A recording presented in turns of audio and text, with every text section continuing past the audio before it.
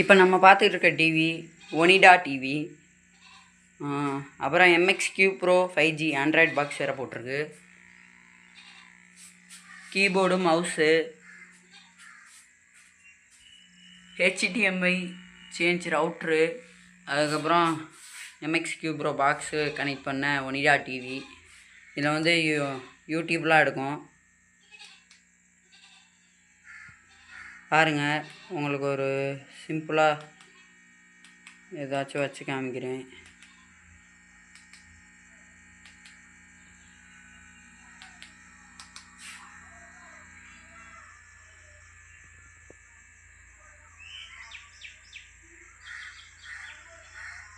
நான் அதில் பார்த்தீங்கன்னா